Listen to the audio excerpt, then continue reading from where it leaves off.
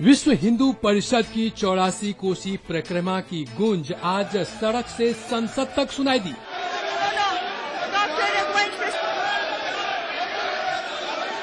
जहां एक तरफ सड़कों पर वीएचपी कार्यकर्ताओं ने विरोध प्रदर्शन किया, वहीं लोकसभा में समाजवादी पार्टी के सुप्रीमो मुलायम सिंह और बीजेपी सांसद योगी आदित्यनाथ के बीच तीखी बहस देखने को मिली।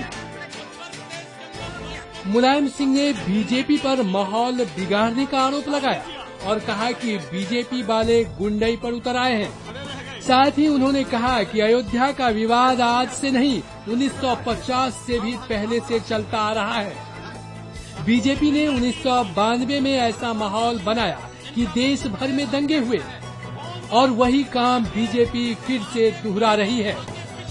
साथ ही मुलायम सिंह ने कहा कि बीजेपी कोर्ट को नहीं मानती, संविधान को नहीं मानती। यूपी सरकार ने कोर्ट के निर्देश का पालन किया है, हमने कुछ भी गलत नहीं किया।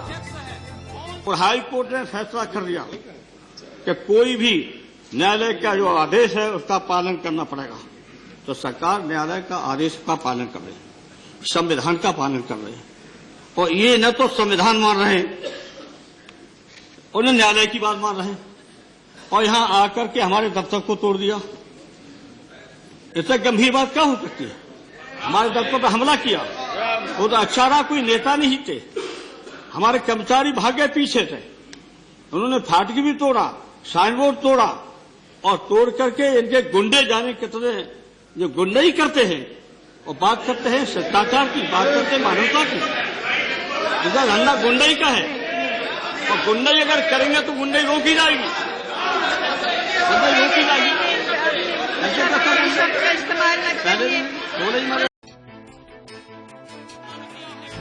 इसके बाद जवाब में बीजेपी की तरफ से योगी आदित्यनाथ उतरे।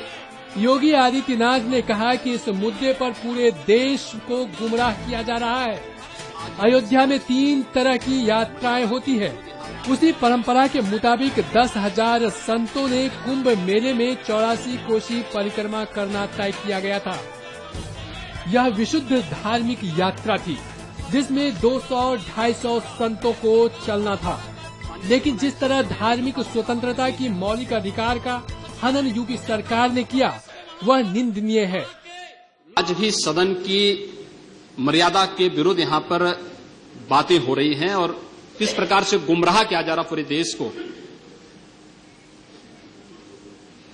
अयोध्या में 3 प्रकार की परिक्रमाएं होती हैं, पंचकोसी, 14 कोसी और 84 कोसी। और महोदया, उसी परंपरा के अनुसार 84 कोसी परिक्रमा देश के संतों ने प्रयागराज महाकुंभ के अवसर पर 10,000 संतों ने वहां पर तय किया था और उसी के अनुसार परिक्रमा का यात्रा का कार्यक्रम तय हुआ था। महोदया, मैं स्पष्ट कर देना चाहता हूं कि अयोध्या में श्री राम जन्मभूमि, जिस पर माननीय उच्चतम न्यायालय ने इलाहाबाद उच्च न्यायालय की खंडपीठ के निर्णय के बाद स्थगन आदेश दिया है, उससे 25-30 किलोमीटर दूर बस्ती जनपद के मखोड़ा नामक स्थान से, जहां पर महाराज दशरथ ने पुत्रेष्टि यज्ञ किया था, उस स्थान से इस परिक्रमा यात्रा को प्रारंभ होना था और विशुद्ध धार्मिक यात्रा थी। इसमें किसी राजनीतिक दल का कोई हस्तक्षेप नहीं था। बिल्कुल 200-250 संतों को इस यात्रा में चलना था और 13 सितंबर तक ये 20 दिन की यात्रा है। लेकिन जिस प्रकार से धार्मिक स्वतंत्रता के मौलिक अधिकार पर उत्तर प्रदेश सरकार ने प्रहार किया है, महोदया, पहली बार ये देखने को मिला है कि लगभग 2000 से अधिक संतों को गिरफ्तार किया गया है और पूरी तरह अपमानित किया गया है। बहरहाल, अयोध्या में 84 कोसी परिक्रमा को लेकर पिछले 1 हफ्ते से जो सियासी ड्रामा चल रहा है, उसका फायदा किसे मिलने वाला है, ये एक यक्ष प्रश्न है। ये सवाल देश के राजनीतिक गलियारों में तैर रहा है। न तो इस वक्त 1992 वाले हालात हैं और न ही देश का आम मुसलमान और हिंदू ऐसे किसी भी विवाद या तनाव के लिए तैयार है। महंगाई और भ्रष्टाचार की आग में झुलसते माहौल में अचानक राम मंदिर या अयोध्या को एजेंडे पर लाने के पीछे आखिर क्या मकसद है?